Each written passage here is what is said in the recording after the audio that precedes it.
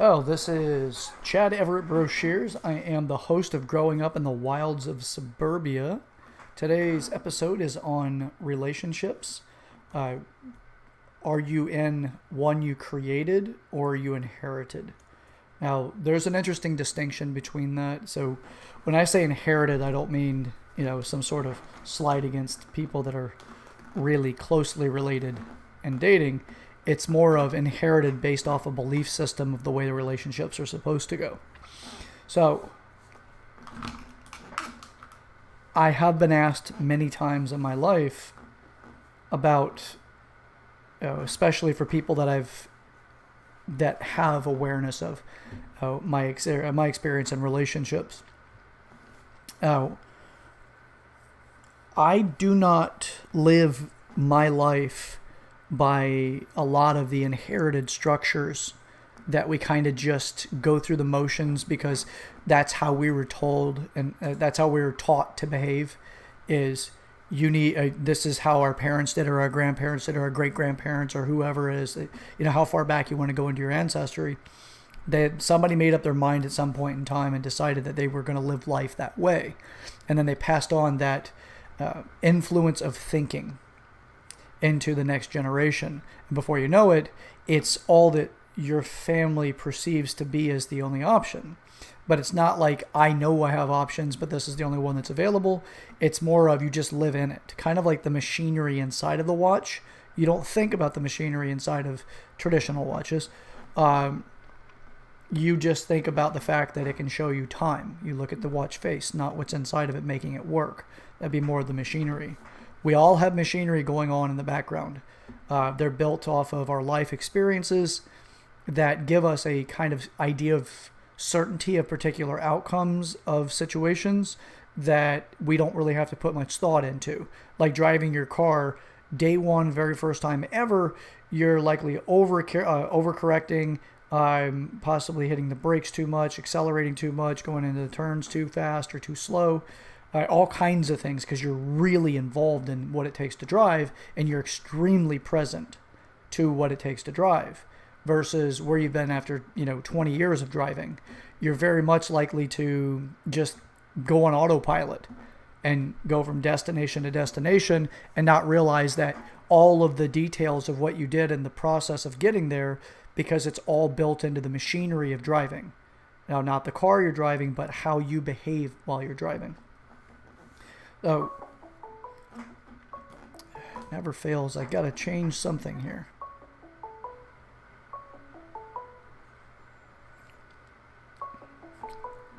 All right. Well, that is definitely something that I'm going to need to look up on how to correct. Let me try one thing here. Okay. Now that I've got that handled. Okay. So the machinery that goes on, that's what happens whenever we're taught how to do something throughout like the concepts of existence of our family inheritance or heritage. So with this, we're looking more at you can create the type of life that you want to live. It's more of understand what your current existence is founded in, how you behave in the current situation,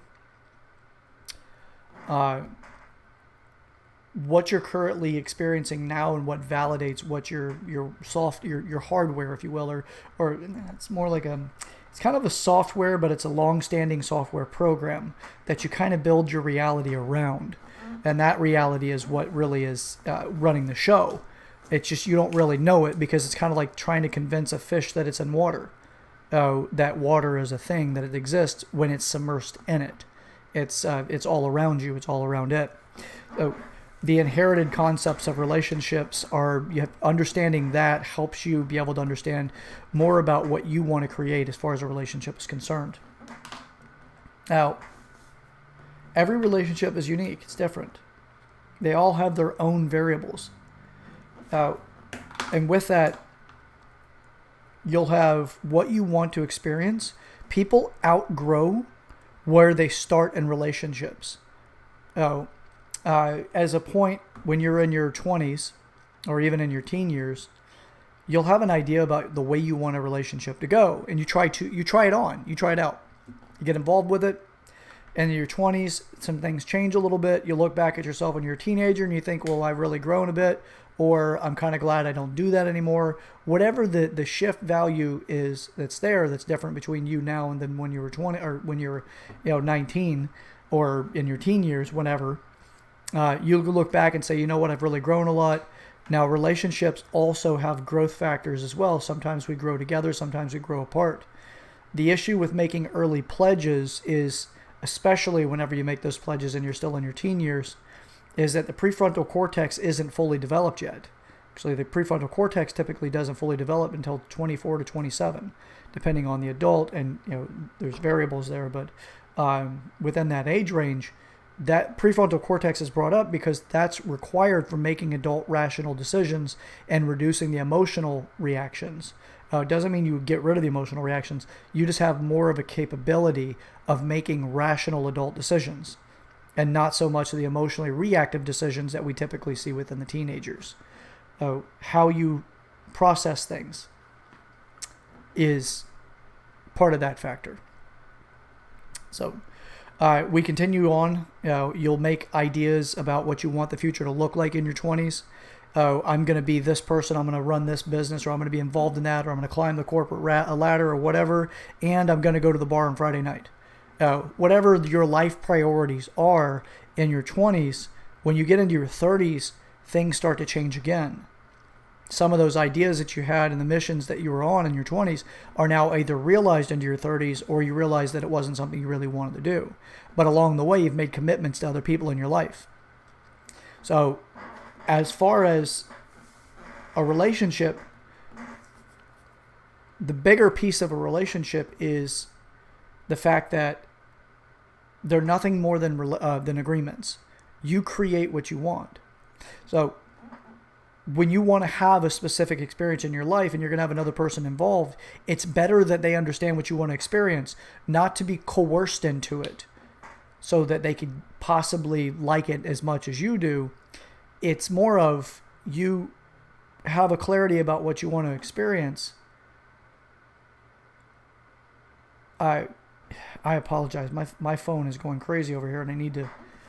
It's been silenced, but anyway. When you want to have those kind of things, it's better to understand what kind of agreements you're creating. Have that kind of depth of understanding of yourself, and that'll help you at least understand what you're agreeing to with somebody else. Because you can at least inform them of what your intentions are, more so than what you thought they were prior when you weren't thinking about it, but you were leaving enough vagueness that the other person can fill the blank for the narrative they want you to be. The same thing is in you doing to them.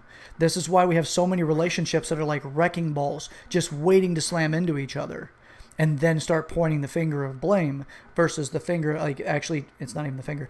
It's taking responsibility for what's going on. Most people do not want to take responsibility. A very mature behavior is to take responsibility for what's going on. So what you find is a lot of people are like, well, that person's this, that person's a liar, that person misled me, that person took advantage, whatever, and that person just, whatever. There's so many variables that come into play, but a lot of times what it is you either don't know who the hell you are when you get into the relationship.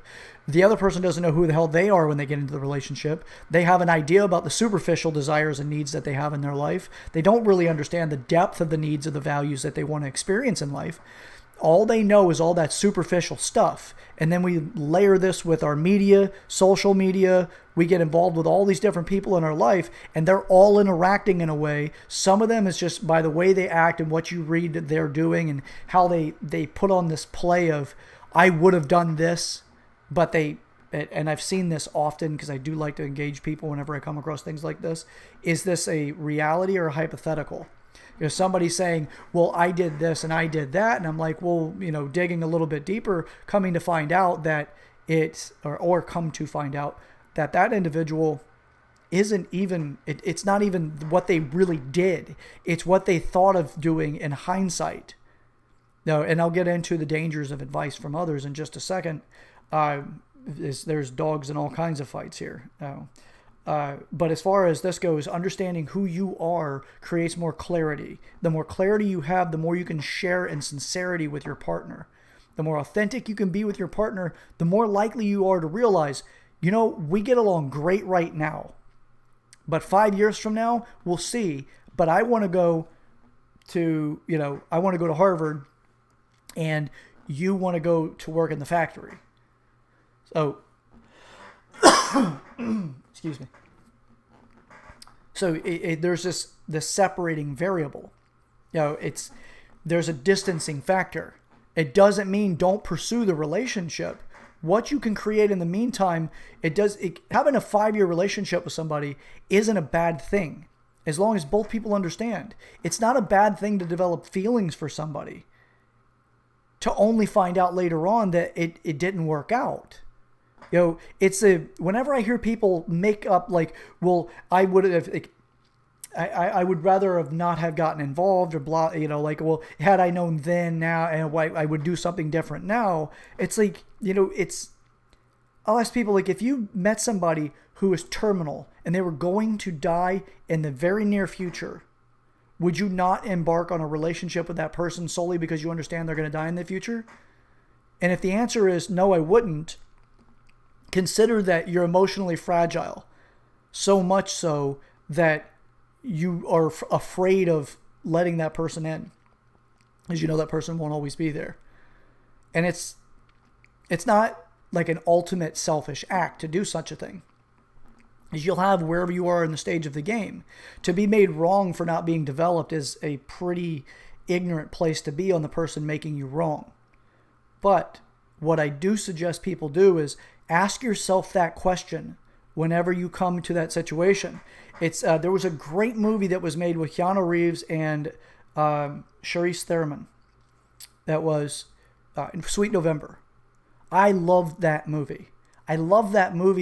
It was extremely sad. It was very emotionally involved. Keanu Reeves did an amazing job. Same thing with Charlize Theron. They did a fantastic job with that movie. But the whole concept, if you haven't seen it, I'm not going to spoil it for you, but I will say that she allowed people in her life on a monthly basis. She would give everything of herself to somebody for a month. You find out later on, if you haven't seen the movie, I'm not going to ruin it, like I said, but you find out later on why she's doing it. But the point of it is that the major point of it is she was doing it to make people live. It's a beautiful movie.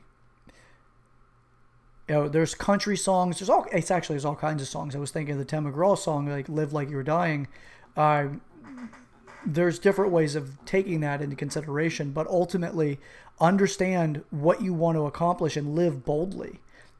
Put yourself out there, but don't put yourself out there until you understand more about you. But you will learn in the process that you'd start discovering who you are when somebody else shows you who you are. Now, it's not to say that you're not fragments of who you are, right? In different situations, if you're emotionally upset, you curse somebody out, you slam a door, you tell them to get off your property, whatever it is, doesn't mean that's not who you are. That's who you are under distress. That's who you are under anger or frustration or fear or whatever it is that's driving it, or a combination of multiple emotions. That's who you are at that moment. That's you. That's the genuine, authentic you. They're showing you something about you. If you hide in shame of that, that's likely never to grow. It's never to develop. You're likely never to actually address the cause of why you got to that point. To be responsible for it helps you get opportunity to grow. So when you start getting involved with these other people, they're going to reflect who you are to a degree, a significant degree, because it's going to be who you are based with their own narrative of the situation, what they want to accomplish, their own needs, and all of the joys that come into the relationship from their end, which is also typically going to be the level you're bringing into the relationship on your end. So you continue this process of getting to know each other. Some people have a little more superficial relationships. Some people have deeper relationships. Some are physical, some aren't. There's all types of them. The bigger value that I see in the purpose of this particular episode is more so that we can start looking at relationships as am I living in somebody else's relationship agreement? Am I living in somebody else's perceived comments? Anytime you catch yourself wanting to say it's common sense, there's a damn good chance you're living into somebody else's structure. common sense really isn't all that common anyway, because you go to different areas and what's common knowledge in that area may be different than what is common knowledge in other places, by the way. That's something that's worthy of its own episode. Common sense. But if you catch yourself saying to yourself or saying to somebody else, well, it's common sense, you're almost certainly living into somebody else's inherited relationship or your own inherited relationship from your parents or whomever it is that you took on as authorities early on that helped you learn what relationships are supposed to be like. Trials, tribulations, what you went through, it's not that it invalidates you. You're just living into somebody else's process. And you may find that you're constantly disappointed, or you're disappointed more often than you're satisfied. Always look back to yourself before you blame somebody else. I'm not saying anything.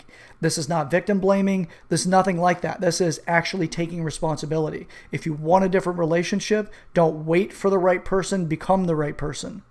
Simple concept, so consistently forgotten or dismissed. Better off, come up with what you want in this life. Understand what that is and work every day towards accomplishing that. My only request is that you work 1% every single day. Now, there are all kinds of things. Emotional coercion, people falling in love with the idea of you, not who you are, advice from others. I'll touch on this one. The other ones I can go over at another time. But if it's something that's interesting to you, finding out whether or not somebody is in love with the idea of you versus who you are, or if you're in love with the idea of the person that's involved with you, but you're not really in love with who they are, that's something put in the comment section. I'll be happy to revisit that or make a video on it, or even possibly doing an episode with you in particular. It's just however that kind of organically comes about. The same thing with the depth of just understanding how to create agreements. Now, the piece that I do want to touch on this, and I'll sum up the video here after this, is when you enroll people, the stages that are best for relationships, overall in my experience and in my studies, has been first understand the I value, like who you are as a person. And then you understand, when you understood you understand how to ask the questions of the other person, so you understand them. And they'll share whatever they feel like they want to share. You can ask questions on it. And from that point, you can start looking at it as being the potential of a unison, where the two of you can come together and become an us. Now, when you get to that us level, you have to understand what that us is to accomplish. Do you want it to be purely physical? Do you want it to be physical, financial? Do you want it to be emotional, physical, financial? Emotional, physical, emotional, financial? How do you want that thing to become? Understand it as you become clearer. Don't be afraid to put what you want out on the table. If you're afraid to put it out there, you are coercing them out of your fear of rejection, and you're falsely ensuring to them that you're on the same page. You agree with them. So now, the couple variables, there's a lot to that, but you want to understand what kind of relationship you've just created or that you're creating. Is it an exclusive relationship, more than monogamous? Is it polyamorous? Is it, to me, somebody who only has a physical relationship with somebody that doesn't have any emotional values, that's more of a transactional, but it's not quite like the concept of like prostitution transactional. It's just less care for the person and more concern with just the physical. Not to say that's wrong, not to say it's right. It's individualized. It's completely your thing. Whatever it is that you decide to create, have the courage to create the relationship you want to create with the other person. That means being bold and at times ugly honest. Don't be afraid to tell them what you really want, and encourage them to tell the truth about what they want. Because if they only want something physical, and you guys are 2 years down the road, you got a car payment together, or you're buying a house, or you've got all of your friends intermingled, and they're just, everybody knows who each other are and all this, and then you realize that you don't even really care that much about that other person. You care for them as a human being, but you don't care for them as a partner that you guys had originally started off as being partners. Be afraid. Don't be afraid to tell the truth about where you are. You can change in the process. It happens to all of us. We all develop. We all go through life challenges.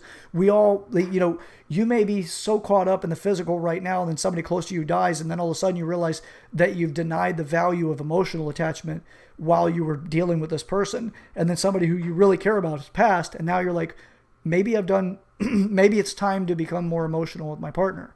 It's so many different ways of doing it. Just my thing is to just be honest with yourself and be honest with the other person. And then the societal piece. Now, when you're having these relationship things, I caution you very, very, very, encouragingly, I caution you. Avoid social media when you're having challenges with your relationship. If you air your dirty laundry, people see it. People do all kinds of things when they see your dirty laundry, including some people find that maybe they only know you to the level you've let them know you.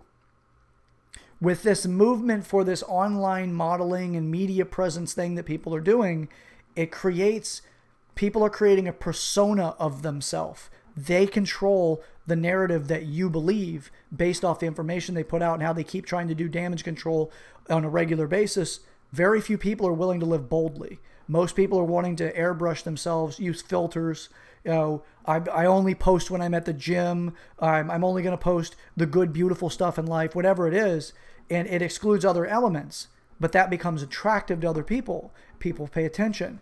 Well, as soon as you start airing your dirty laundry, people find you as an object of affection, not a person. And they're actually, as I mentioned before, I wouldn't really mention much about it, but this is what I'm talking about. The person could be falling for who they think you are, which is the idea of you, not who you are. Oh, I have known people that get upset when they find out their partner has used the bathroom in their home. As crazy as that may seem for some people, and completely understood by others, there are people that have absolutely been like, I can't believe that person just went and number 2'd in my toilet. Oh, people have their different quirks, right? They have their own different positions. Now, that's a real person that's in the bathroom. Oh, that's not the idea of the person. That's the person that's in the bathroom. I'm not saying that's the totality of the person, but that's a human element that's being brought in that's not typically put on social media. It's not typically put out there in the whole hey, find me attractive sites, or in the zeitgeist of, believe me who I am because I say I am that way. And if you don't believe me, I have, 10 years of consistency. Doesn't really mean that's you. It just means you've been playing the persona of you. It's an act. Now, I'm not saying it's not part of you, and I'm not saying it's not a large part of you. It can be very well a large part of you, but you still filter. Now, when you go and put your stuff out in public about what you're dealing with in relationships, you're almost always going to get somebody who's going to offer advice or support. And now, what's the motive behind that? Do they care for you as a person, or do they really want to try to covet something? Do they see that you may be someone that they may be able to find a chink in the armor of the relationship, so therefore let me send you a little private message? Or, I'm sorry that you're going through this. I'm here for you. I experienced it myself. You're not alone. Other people are dealing with it. Blah, blah, blah. Those things happen. They do, and it happens frequently. If you're uncertain about everything about you, you're living in an inherited relationship, or a relationship structure, like the mental structure that you have for relationships, and you're dealing with the relationship challenges. And right now, it seems like there's more people advising others to just give up and move on, or they're not right for you, or this whole fated idea or whatever. They're not the right person for your life. God's sending you messages, whatever it is. You're not working through it. You're not putting in the effort to try to make the relationship work. It's reached the pleasantries. They're over now. The reality of the relationship, the little nuances that bug you or whatever it is, have come into play. Those kind of things are now available. They're on the surface, and they're very much so in front of the relationship. Now you put it out there in the internet or wherever you're putting it out there. People are like, oh, you're going through some hard times. I'm not as challenging to be with, and I will give you affection. I'll wash your feet. I'll do whatever to try to make sure that you see that I'm a suitable partner, because I have my motives. And my motives may be, I think you're really pretty, or I think you're a really good looking person. And then they start finding out little things about you. And then emotional coercion can come in, which is the little emotional fights. You're not behaving the way that I think you should kind of fights, where there's not a whole lot of clarity and it seems like there's less substance to the argument, but they're both convinced there's a lot of substance there until you step away from it and look in it and you're like, it's kind of an argument over nothing. The emotional coercion is where you start morphing the person closer to your idea versus just having a disagreement. There's a lot to that subject. Like I said, the falling in love with the idea of you versus the person and the emotional coercion. They're very big topics and I can cover them at another time. But at least an introduction in this one. Don't air your laundry. Keep it to yourself or keep it to people that, like, counselors are great, or people that you really can confide in that aren't after you for a motive. Family may be a good move for that. It depends on your family relationships. But at least with family, you're less likely to have them just trying to, weasel their way into the relationship and separate you from your partner so they can be the new partner. There's a song back in the 90s. It was by Mr. Big. It's Next to Be With You, or To Be With You. I forgot which the title is, but the lyrics of that they kill me. It's absolutely the guy sliding in the inbox. Broken hearts can't be that bad when it's through. It's through. Fate can twist the both of you. So come on, baby, come on over. Let me be the one to hold you. It's an interesting song, and I've loved it for years. But now that I'm actually thinking about it in this context, I'm like, that's the Rebound guy singing. Anyway, all right. Well, hey, I'm gonna cut it short now, or cut it short. It's 26 minutes in. I'm gonna go ahead and end the video for now, or the episode. Thank you so much for watching. By all means, I know that at times some of the structures and strategies in these videos aren't always as obvious, and distractions can throw me off a little bit. I do need to. I will be rectifying that challenge in the very near future. And with that, thanks for watching. Thanks for going all the way through the video. Find people in your life, or if you know somebody, or if you yourself are dealing with something that this video has helped you with, please share it, or share with a person that you think would actually benefit from learning and being a part of this. Comment in the comment section, subscribe to the channel, and by all means, please, let's do this together. We are all in this together. And your stories help us all come together as well. We all go through our own trials and tribulations. So, again, this is Chad Everett Broshears. I am the host of Growing Up in the Wilds of Suburbia. Until next time, think critically. And remember, we're all in this together.